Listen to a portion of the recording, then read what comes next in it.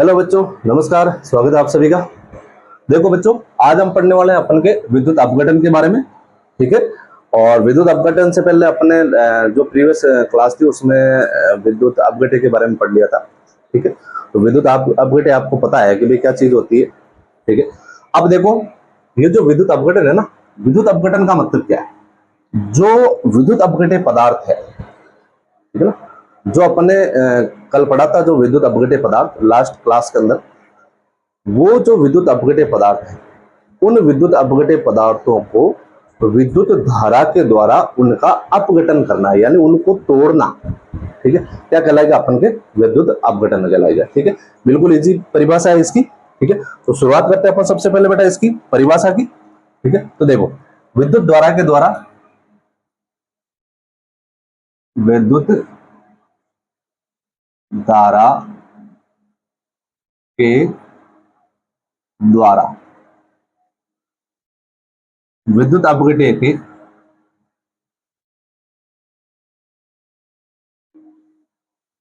अपघटे के अपघटन की क्रिया, या आप उसको विघटन भी बोल सकते हो। अपघटे के विघटन की क्रिया, विघटन की क्रिया को अपन क्या बोलते हैं? विद्युत अपघटन बोलते हैं। तो विद्युत अपघटन कहते हैं। ठीक है। बिल्कुल इजी परिभाषा है। अब दूसरी चीज है बेटा, ये क्रिया कहां होगी? अपन के विद्युत अपघटनी सेल में। तो दूसरी लाइन हो जाएगी अपन के, यह क्रिया विद्युत अपघटनी सेल, अपघटनी सेल में होती है। ठीक है। ये तो हो गई बेटा इसकी डेफिनेशन के बारे में। ठीक है। और आपको पता है विद्युत अपघटनी सेल है, तो सिंपल सी बात है बेटा, इसमें जो विद्युत ऊर्जा है उसको किस में चेंज करेंगे? अपन रासायनिक ऊर्जा में चेंज करेंगे। ठीक है। तो ये लाइन भी लिख देते हैं अपन इसमें, विद्युत ऊर्जा को रासायनिक ऊर्जा में परिवर्तित करते हैं। ठीक है। तीनों चीज हो गई। तो भाई विद्युत धारा के द्वारा विद्युत अपघटे के विघटन की क्रिया क्या कहलाएगी? अपन के विद्युत अपघटन कहलाएगी। और ये क्रिया क्या होगी? विद्युत अपघटनी सेल में। और इसमें विद्युत ऊर्जा को किसमें चेंज किया जाता है? अपन के रासायनिक ऊर्जा में। ठीक है। अब बात करते हैं अपन, देखो इसको समझने के लिए छोटा सा डायग्राम बनाते हैं। डायग्राम क्या है बेटा? अपन के अपन ने बर्तन लिया, ये बर्तन ले लिया अपन ने, एक बर्तन। ठीक है। ये एक बर्तन ले लिया अपन ने, और इस बर्तन के अंदर अपन ने बेटा लगा दिए दो इलेक्ट्रोड। ठीक है। ये लगा देते हैं अपन इसके अंदर दो इलेक्ट्रोड। ये लगा दिए दो इलेक्ट्रोड, एक इलेक्ट्रोड ये वाला और दूसरा अपन के बेटा इलेक्ट्रोड ये वाला। दो इलेक्ट्रोड लगा दी। ठीक है। अब इसके अंदर क्या है बेटा? अपन को विद्युत अपघटे पदार्थ डालना है। जैसे अपन ने डाल दिया NaCl, और NaCl डाला तो आपको पता है एक तो Na के अंदर टूटेगा और दूसरा बेटा Cl के अंदर टूटेगा, Na प्लस और Cl माइनस। ठीक है। और अपन ने एक सिरा तो बना दिया इसका प्लस का। ठीक है। ये प्लस है और ये अपन के माइनस बना देते हैं, प्लस और माइनस। ठीक है। दो सिरे बना दिए, और इसको अपन एक काम करते हैं बेटा, इसको अपन बैटरी से जोड़ देते हैं। ठीक है। ये बैटरी से अपन ने जोड़ दिया। ठीक है। हमेशा ध्यान रखना, जो बड़ी डंडी होती है वो हमेशा प्लस की होती है, जो छोटी होती है वो माइनस की होती है। ठीक है। ये अपन ने बैटरी के अंदर जोड़ दिया, प्लस का प्लस के साथ में, माइनस का माइनस के साथ में। ठीक है। ये दो इलेक्ट्रोड हो गए बेटा। अब आपको पता है जैसे अपन इसके अंदर विद्युत धारा प्रवाहित करेंगे, ठीक है, तो जो प्लस वाला है वो किस तरफ जाएगा बेटा? माइनस वाले की तरफ, माइनस इलेक्ट्रोड की तरफ। और जो माइनस वाला आयन है वो किस तरफ जाएगा? प्लस इलेक्ट्रोड की तरफ। ठीक है ना। और अपन इसको क्या बोलते हैं? एनोड। ये वाला एनोड है, एनोड। और ये माइनस है, इसका मतलब वो क्या है बेटा? कैथोड। अपन को इससे माइनस प्लस से नहीं जज करना है कि भाई प्लस वाला है तो एनोड ही है, माइनस वाला है तो कैथोड ही है। ठीक है, इसके लिए आपको विशेष तौर से ध्यान रखना है कोई भी पदार्थ, चलो मैं यहाँ नीचे लिख देता हूँ बेटा इसका, ठीक है, नोट लगा के लिख रहा हूं, अच्छे से दिमाग में बैठा लेना आप। यदि कोई भी पदार्थ है, ठीक है, और यदि वो पदार्थ, थोड़ा इधर लिखते हैं बेटा इसको, आएगा ही नहीं इसमें, चलो यहां लिख देते हैं नोट लगा के। कोई भी यदि पदार्थ है और उस पदार्थ में से यदि अपन के इलेक्ट्रॉन निकल रहा है, ठीक है, तो वो होता है बेटा ऑक्सीकरण की क्रिया। ठीक है, और जो ऑक्सीकरण है वो हमेशा कहां होता है बेटा, अपन के एनोड पर। ठीक है, ये अच्छे से दिमाग में बैठा लो बेटा, आपको प्लस माइनस के हिसाब से नहीं चलना है, इस हिसाब से चलना है कि पदार्थ में से यदि कोई इलेक्ट्रॉन बाहर निकल रहा है तो वो ऑक्सीकरण की क्रिया होगी, और यदि पदार्थ से इलेक्ट्रॉन जुड़ रहा है, ठीक है, तो वो क्रिया होती है बेटा अपचयन की, और ये क्रिया होती है हमेशा कैथोड पर।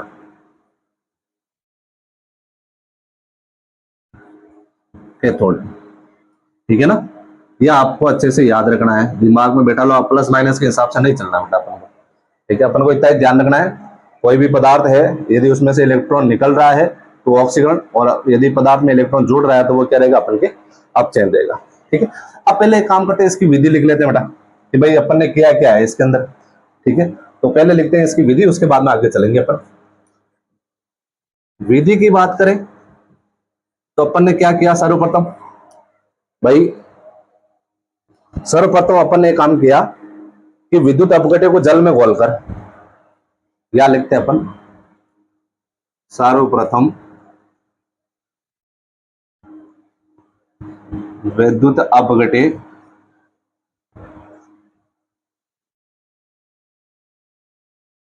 को जल में घोलकर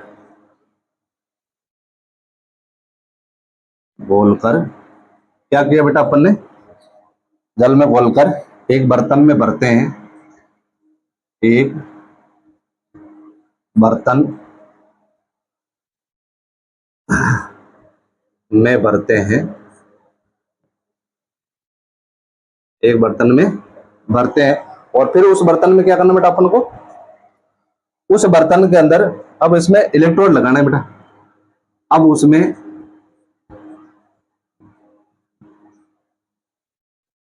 इलेक्ट्रोड लगाकर अपन को क्या करना है, उन्हें बैटरी से जोड़ना है, उन्हें बैटरी से जोड़ा या बैटरी से जोड़ने पर निम्न क्रियाएं होती है। अब कौन कौन सी क्रियाएं होती है, ठीक है, वो आपको देखना बेटा, अच्छे से दिमाग में लगाना है। और ये जो क्रियाएं होगी ना, इन क्रियाओं को अपन बोलेंगे विद्युत अपघटन। ठीक है, जिन्हें विद्युत अपघटन कहते हैं। ठीक है, कहने का मतलब अपन ने एक विद्युत अपघट्य लिया, उसको जल में घोला, उसको बर्तन में भरा, और उसमें इलेक्ट्रोड लगाकर बैटरी जोड़ के उसमें विद्युत धारा प्रवाहित करी, और विद्युत धारा प्रवाहित करने पर अपन की जो क्रियाएं उसमें होती है, इस बर्तन के अंदर जो क्रियाएं होती है वो क्या कहलाएगी, अपन की विद्युत अपघटन। जैसे अपन ने NaCl डाला है, ठीक है, तो इसका लिख देते हैं अपन, NaCl क्या करेगा बेटा, टूट जाएगा आयनों में, Na+ और Cl-। ठीक है, अब कैथोड पे क्रिया कौन सी होगी, ये ध्यान रखना आपको, जो कैथोड है ना बेटा, वहां ये जो Na+ आयन है, ठीक है, ये Na+ आयन बेटा इलेक्ट्रॉन को ग्रहण करके, ये ध्यान रखना आपको अच्छे से, इलेक्ट्रॉन को ग्रहण करके किसमें चेंज हो जाता है बेटा, सोडियम धातु के अंदर चेंज हो जाता है। ठीक है, देखो ये जो कैथोड है ना बेटा, Na+ इलेक्ट्रॉन, पदार्थ प्लस इलेक्ट्रॉन, कौन सी क्रिया हो रही है, अपचयन क्रिया हो रही है, कहां हो रही है बेटा, कैथोड के ऊपर, तो ये आ गया अपन के कैथोड।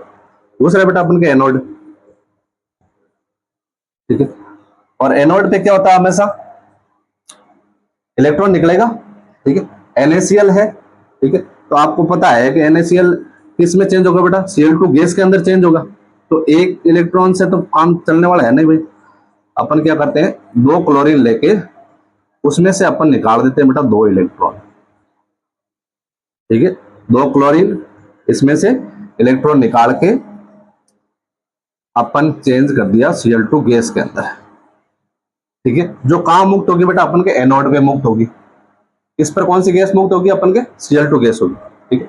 अब देखो यहाँ मैंने Na प्लस क्यों लिया, यहाँ Cl माइनस क्यों लिया, क्योंकि आपको पता है जब NaCl है ना, ये अपन का ध्रुवीय है बेटा। देखो इधर मैं समझा देता हूँ आपको, वापस मिटा देंगे अपन। देखो बेटा, जो अपन के बात कर रहे हैं अपन NaCl की, तो इसमें देखो Na और Cl दोनों एक बंध के द्वारा जुड़े हुए रहते हैं, ठीक है। और जो सोडियम है, ठीक है, उसके बाह्यतम कोश में बेटा अपन के एक इलेक्ट्रॉन होता है, ये वाला, ठीक है। और क्लोरीन के बाह्यतम कोश में कितने इलेक्ट्रॉन होते हैं, 7 इलेक्ट्रॉन होते हैं,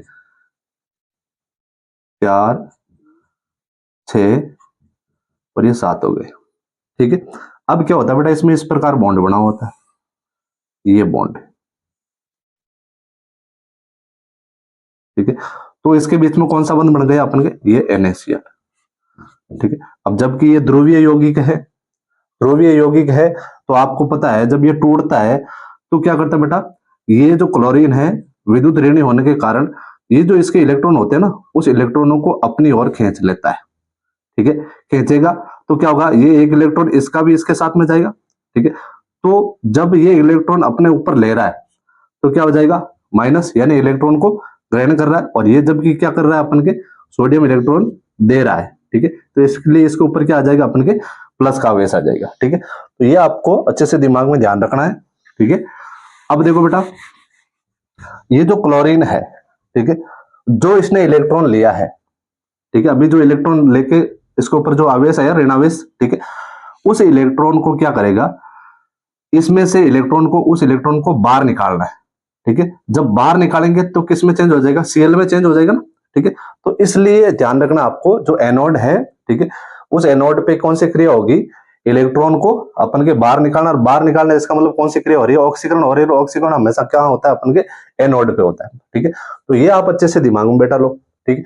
उसके बाद में बात करते हैं बेटा अपन कि जो विद्युत अपघट्य की जो क्रिया में बनने वाले जो उत्पाद है, ठीक है, वो किन किन कारकों पर निर्भर करते हैं। तो 2-4 कारक है, तो आप उनको पहले लिख लो। आप जैसे नोट लगा के मैं ये चीज लिख रहा हूं आपको, नोट कि विद्युत अपघट्य की क्रिया में, विद्युत अपघट्य की क्रिया में, विद्युत अपघट्य की क्रिया में बनने वाले उत्पाद, बनने वाले उत्पाद निम्न कारकों पर निर्भर करते हैं, निम्न कारकों पर निर्भर करते हैं, ठीक है। अब वो कारक कौन कौन से हैं, जैसे नंबर 1 हो गया अपन के विद्युत अपघट्य की प्रकृति पर, यानी उसकी प्रकृति किस प्रकार की है। तो यहां लिख देते हैं बेटा अपन, विद्युत अपघट्य की प्रकृति पर, ठीक है। दूसरा रहेगा अपन के विद्युत अपघट्य की सांद्रता पर, ठीक है। दो चीज हो गई, एक तो विद्युत अपघट्य की प्रकृति और दूसरी विद्युत अपघट्य की सांद्रता, ठीक है। अब तीसरा है अपन के प्रवाहित आवेश, आवेश के घनत्व की दिशा पर, ठीक है। तीसरा पॉइंट हो गया अपन के प्रवाहित आवेश के घनत्व की दिशा पर। और चौथा रहेगा बेटा अपन के इलेक्ट्रॉनों की प्रकृति भी, यानी जो इसमें इलेक्ट्रॉन यूज हो रहे हैं वो उनकी प्रकृति किस प्रकार की है। तो पॉइंट नंबर 4 हो गया, इलेक्ट्रॉनों की प्रकृति पर, ठीक है। ये आपको अच्छे से दिमाग में बैठा लेना है, इसके ये इन 4 कारकों पर निर्भर करेगा। अब एक चीज और है बेटा, चलो इसको अपन इस तरफ लिख देते हैं, एक नोट लगा के और लिख रहा हूं मैं। ये जो विद्युत अपघटन है ना, इनका उपयोग क्या है? नोट, विद्युत अपघटन के उपयोग। अब कौन कौन से उपयोग है उसमें देखो बेटा, एक तो है कोई भी धातु है उसको संक्षारण से बचाने के लिए, ठीक है। दूसरा है जो अपन के जल के विद्युत अपघटन है, ठीक है, उसमें H2 O2 गैस बनाने में, ठीक है। जब जल का अपन विद्युत अपघटन करते हैं तो क्या बनता है? एक तो H2 बनता है, दूसरा क्या बनता है अपन के? O2 गैस बनती है। एक अपन के तीसरा रहेगा अपन के भारी जल के निर्माण में, यानी D2O के निर्माण में, ठीक है। चौथा रहेगा विद्युत लेपन में, क्योंकि आपको पता है संक्षारण से बचाना तो किसी भी धातु पर दूसरी धातु के अपन क्या करते हैं? परत चढ़ाते हैं, तो उसमें विद्युत अपघटन के द्वारा उस पर क्या करते हैं बेटा? अपन विद्युत लेपन करते हैं। और जितनी भी अपन के कम क्रियाशील जो धातुएं हैं, ठीक है, उनके शोधन में। ये अपन के 4-5 पॉइंट है इसके, तो आपको ये अच्छे से ध्यान में रखना है। जैसे पॉइंट नंबर 1 हो गया बेटा अपन के, कौन सा? धातु को संक्षारण से बचाने में। संक्षारण क्या होता है? कोई भी धातु अपने आसपास के वातावरण में जो घुले हुए अम्ल और आर्द्रता है, ठीक है, उसके संपर्क में आकर अपने आप को क्या कर लेती है बेटा? संक्षारित कर लेती है, यानी वो धीरे धीरे खराब होने लग जाती है। तो उससे बचाने के लिए अपन क्या करते हैं? विद्युत अपघटन विधि का उपयोग करते हैं। दूसरा अपन के जल के विद्युत अपघटन, विद्युत अपघटन से H2O2 बनाने में, ठीक है। ये हो गया अपन का दूसरा पॉइंट। तीसरा पॉइंट अभी मैंने क्या बोला था कि भारी जल के निर्माण में, और भारी जल का सूत्र क्या होता है बेटा? अपन के D2O होता है के निर्माण में, ठीक है। और पॉइंट नंबर 4 कौन सा था अपन के? विद्युत लेपन में, विद्युत लेपन में। और आखिरी पॉइंट था अपन के जितने भी जो कम क्रियाशील धातु है, कम क्रियाशील धातु कौन से? जैसे कॉपर हो गया, सिल्वर हो गया, सोना हो गया, ये सारी क्या अपन के कम क्रियाशील धातु हैं, ठीक है। तो पॉइंट नंबर 5 हो जाएगा कम क्रियाशील धातुओं, पोस्ट में लिख देता हूं बेटा अपन के, जैसे कॉपर हो गया, Ag हो गया, Au हो गया, ठीक है, आदि के शोधन में, ठीक है। तो ये हो गए बेटे इसके उपयोग। तो ये हो गया अपन के कहीं ना कहीं जो अपन बात कर रहे थे विद्युत अपघटन की, ठीक है। ये विद्युत अपघटन की प्रक्रिया हो गई, और इसको आपको अच्छे से दिमाग में रखना है, इसलिए मैं इसको क्लाउड में बंद कर रहा हूं, ठीक है। तो ये हो गया अपन के विद्युत अपघटन। अब आप एक बार इसका स्क्रीनशॉट लो, उसके बाद अपन नेक्स्ट टॉपिक पे मूव करते हैं।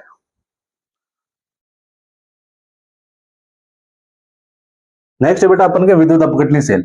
अब विद्युत अपघटनी सेल में क्या होता है कि आपको बेटा कोई बर्तन लेना है। ये बर्तन ले रहे हैं अपन, ये एक बर्तन ले लिया, चलो थोड़ा नीचे बनाते हैं इसको। ये एक बर्तन ले लिया अपन ने, और इस बर्तन के अंदर आपको एक विलयन भरना है। जैसे मैंने इसके अंदर भर लिया बेटा CuSO4 का विलयन, ठीक है। विलयन भर के इसके अंदर बेटा 2 इलेक्ट्रोड लगाने हैं। एक इलेक्ट्रोड अपन ने ये लगा दिया, एक इलेक्ट्रोड ये लगा दिया। अब इसकी कंडीशन क्या है बेटा? कंडीशन ये है, जिस धातु का आप विलयन भरो उसी धातु के आपके इलेक्ट्रोड होने चाहिए, ठीक है ना। आप गड़बड़ मत कर देना, यहाँ कॉपर सल्फेट का विलयन ले रहे हो और ऊपर जिंक की धातु डाल दी, नहीं। तो कॉपर सल्फेट का जो विलयन रहेगा तो उसमें जो धातुएं हैं वो भी किसकी रहेगी? अपन के कॉपर की रहेगी, ठीक है। तो ये लिख दिया अपन ने, ये कॉपर की धातु है। अब इसको बैटरी से जोड़ दो बेटा, ये प्लस, ये माइनस, ये प्लस, ये माइनस, कुल मिला के ये बैटरा जुड़ा हुआ है। ये अपन ने को प्लस कर दिया, ये अपन ने माइनस कर दिया, ठीक है। और प्लस है इसका मतलब अपन इसको बेसिकली क्या बोलते हैं बेटा, एनोड बोलते हैं, ठीक है। और इसको बोला जाता है कैथोड, ठीक है ना, एनोड और कैथोड हो गया। और इसके अंदर 2 इलेक्ट्रोड भी लगा दिए, ठीक है। अब आपको पता है विद्युत अपकरणीय सेल है तो ये क्या काम करता है बेटा, जो अपन की विद्युत ऊर्जा है, ठीक है, उसको रासायनिक ऊर्जा में परिवर्तित करने का काम करेगा, ठीक है। तो पहला पॉइंट क्या हो जाएगा अपन के, जो विद्युत अपकरणीय सेल है वो विद्युत ऊर्जा को रासायनिक ऊर्जा में परिवर्तित करता है,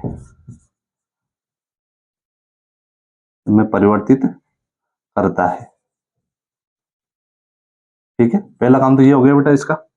अब अपन ने किया क्या है वो चीज भी देख लेते भाई। इस जो चित्र बनाया अपन ने उसके अंदर अपन ने क्या चीज की या फिर इसकी जो क्रियाविधि है वो क्या है भाई। अपन ने क्या लिया बेटा, एक कॉपर सल्फेट लिया, कॉपर सल्फेट का जलीय विलयन लिया बेटा, CuSO4, ठीक है ना। कॉपर सल्फेट का जलीय विलयन या के जलीय विलयन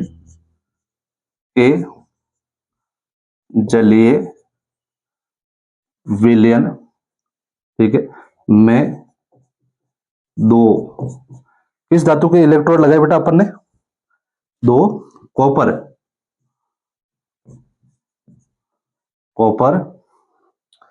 इलेक्ट्रोड लगाकर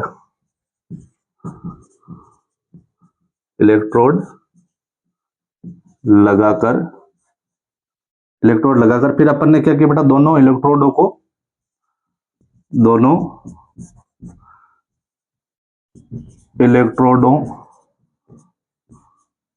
को बैटरी से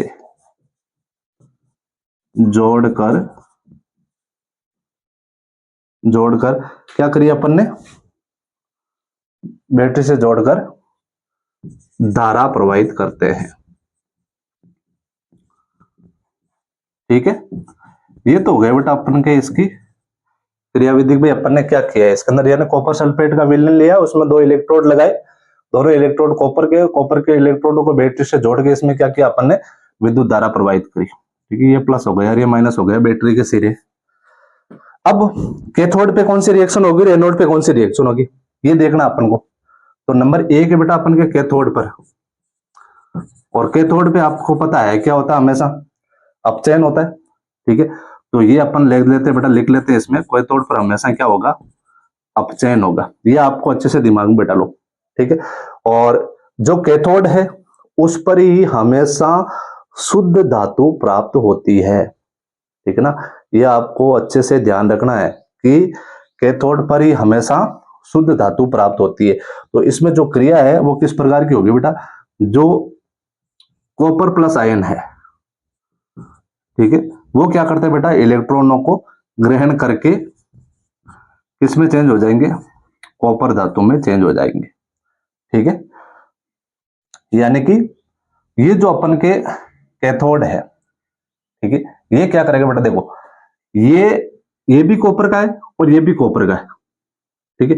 ये कॉपर जो है, ठीक है, वो क्या करेगा, इसके अंदर घुलेगा, और घुलेगा तो आपको पता है किस में चेंज होगा, आयनों में चेंज होगा, Cu+2, ठीक है। और ये क्या करेगा, अपन के इलेक्ट्रॉन इससे ग्रहण करके किस में चेंज हो जाएगा, कॉपर में चेंज हो जाएगा, ठीक है। तो ये पतला हो रहा है और ये अपन के मोटा हो रहा है। ये तो आप अच्छे से दिमाग में बैठा लो कि भाई ये अपन के इसमें से कॉपर निकल रहा है, इसमें घुल रहा है, और इसमें भी तो आपको पास में आयन है ना बेटा, इसमें भी अपन के Cu+2 और SO4 आयन है, ये दोनों आयन है, ठीक है। तो इसके अंदर घुल रहा है और कहां जा रहा है, इसके ऊपर जा रहा है, ठीक है ना। तो देखो Cu+2 प्लस 2 इलेक्ट्रॉनों को ग्रहण करके किस में चेंज हो गया, कॉपर में चेंज हो गया।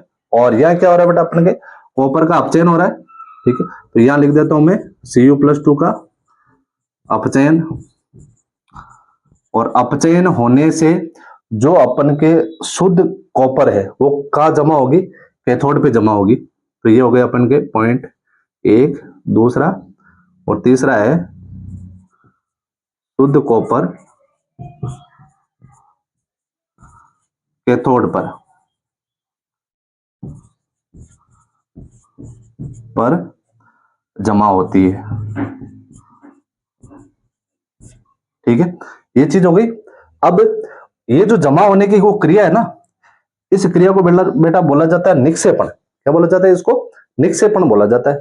ठीक है, तो इसे निक्षेपण निक्षेपण कहा जाता है।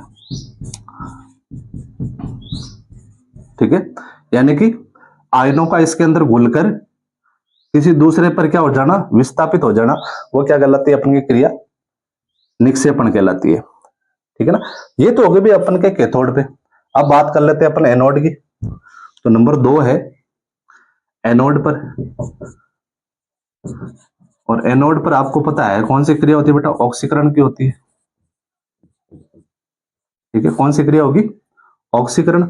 और ये जो ऑक्सीकरण है इसका मतलब क्या है भाई? इसमें तो अपन का इलेक्ट्रॉन जुड़ रहा है, तो इसमें से इलेक्ट्रॉन क्या होगा?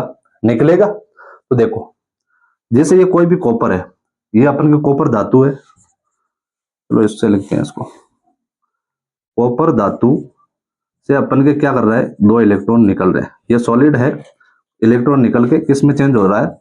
Cu+2 में। यानी कि ये जो कॉपर है, ठीक है, इस कॉपर से क्या होंगे? 2 इलेक्ट्रॉन रिलीज होंगे और किस में चेंज हो जाएगा अपन का? ये Cu+2 में। ठीक है, तो इस पर क्या हो रहा है? इस कॉपर का ऑक्सीकरण हो रहा है। तो ये चीज लिख देता हूं मैं, कॉपर का ऑक्सीकरण। और ऑक्सीकरण हो रहा है तो ये जो कॉपर है वो क्या हो रही है भाई? अपन के धातु के विलयन के अंदर घुल रही है। तो नेक्स्ट पॉइंट लिख देता हूं मैं, कॉपर धातु के विलयन में घुल रही है। और आपको पता है घुल रही है तो एनोड तो पतला होना ही है। तो धीरे धीरे क्या हो जाएगा? अपन के एनोड पतला हो जाएगा। ये लिख देता हूं मैं आपका, धीरे धीरे एनोड पतला हो जाता है। ठीक है ना, तो ये चीजें हैं कुल मिला के अपन के एनोड और कैथोड पे होने वाली क्रियाएं। ठीक है, अब एक दो अपन के नोट है। ठीक है, वो नोट क्या है? वो नोट भी देख लो आप, इंपॉर्टेंट है थोड़ा। नोट ये है कि जैसे अपन की ये क्रिया हो रही है अपन के कॉपर की और इसकी, ठीक है, उसी प्रकार अपन के जो सोडियम और मैग्नीशियम है उनका भी तो अपन विद्युत अपघटन कर सकते हैं। ठीक है, तो ये किस में घुला हुआ रहता है? कॉपर सल्फेट का विलयन बना हुआ है।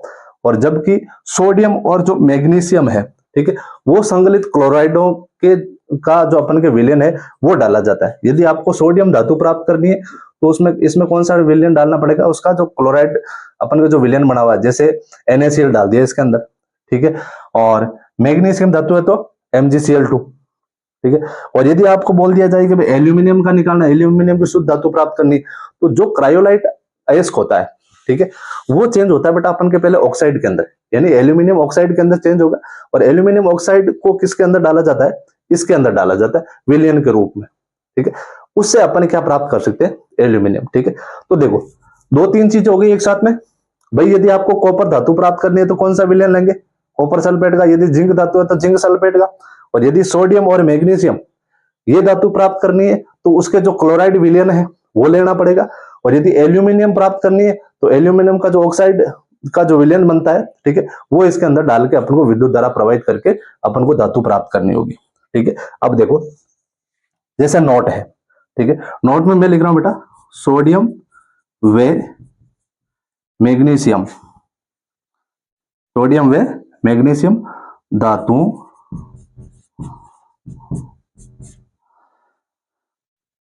को संगलित क्लोराइड, संगलित क्लोराइडों के विद्युत अपघटन, विद्युत अपघटन द्वारा उत्पादित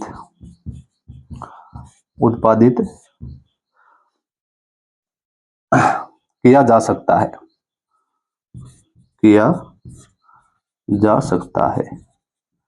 ठीक है, ये चीज आ गई। अब दूसरा नोट है, एक और नोट है अपन के, वो लिखते थे बेटा अपन एल्यूमिनियम के लिए। ठीक है, ये नोट का मतलब है छोटा क्वेश्चन। अब छोटा क्वेश्चन तो कैसे भी घुमा के पूछ लेते हैं ना, तो अपन को चारों तरफ से तैयारी रखनी पड़ेगी। ये जो अपन के एल्यूमिनियम है, ठीक है, एल्यूमिनियम को क्रायोलाइट अयस्क को क्रायोलाइट अयस्क, या आप क्रायोलाइट भी बोल सकते हो। क्रायोलाइट की उपस्थिति डायरेक्ट लिख लो आप, क्रायोलाइट की उपस्थिति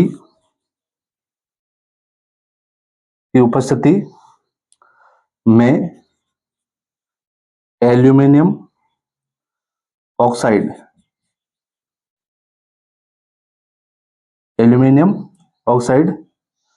के विद्युत अपघटन द्वारा उत्पादित, के विद्युत अपघटन द्वारा उत्पादित।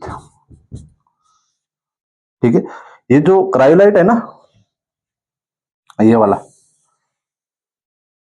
इसका सूत्र होता है बेटा अपन के Na3AlF6। ठीक है, यहां लिख रहा हूं मैं Na3AlF6। हालांकि आपके एनसीईआरटी में नहीं बता रखा है, लेकिन फिर भी चलो बेसिक जानकारी के लिए आपको बता दें।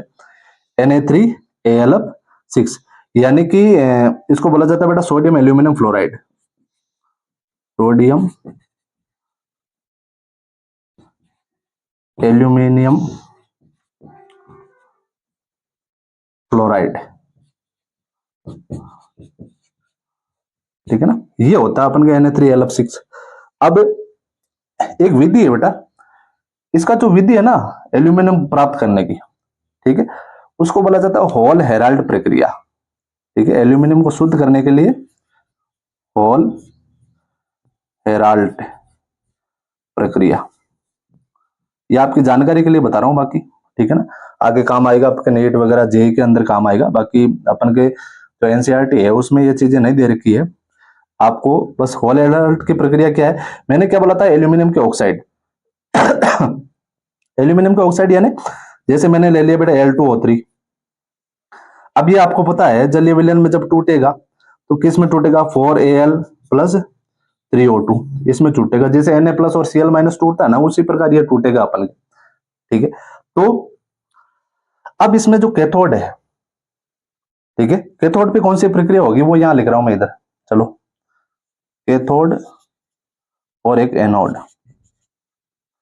दोनों पे प्रक्रिया कौन सी होगी। इसमें जो बेटा एल्यूमिनियम है, ठीक है ना, वो क्या करता है, इलेक्ट्रॉनों को ग्रहण करेगा और ग्रहण करके किस में चेंज हो जाता है, अपन के एल्यूमिनियम में चेंज हो जाता है।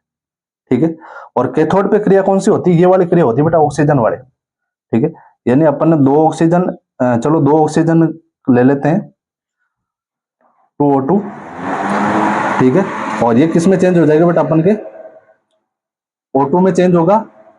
और कौन सा इलेक्ट्रॉन रहेगी, इसमें कितने इलेक्ट्रॉन रहेगी, 4 इलेक्ट्रॉन, 2 दूनी 4, किस में चेंज हो रहा है, O2 के अंदर चेंज हो रहा है। ठीक है, तो ये चीज आपको फिलहाल अभी याद करने की आवश्यकता नहीं है। ठीक है, ये आपकी जानकारी के लिए बताया है, ठीक है ना। बाकी ये चीजें आपके एनसीईआरटी के हिसाब से है, तो आपको अच्छे से इसको देख लेना है, याद कर लेना है। ठीक है, तो ये हो गया बेटा अपन के विद्युत अपघटनीय सेल। अब अपन नेक्स्ट क्लास के अंदर पढ़ेंगे फैराडे के नियम। ठीक है ना, तो उम्मीद करूंगा आपको अच्छे से समझ में आ गया। ठीक है, यदि कोई भी दिक्कत आ रही है तो आप कमेंट कर सकते हो, और यदि कोई वर्ड ऐसा आपको लगे कि भाई हाँ ये मेरे समझ में नहीं आ रहा है, इस वर्ड का मतलब क्या है, तो आप कमेंट कर सकते हो, मैं आपको नेक्स्ट क्लास के अंदर उसको बता दूंगा। ठीक है, थैंक यू, विजिट अगेन।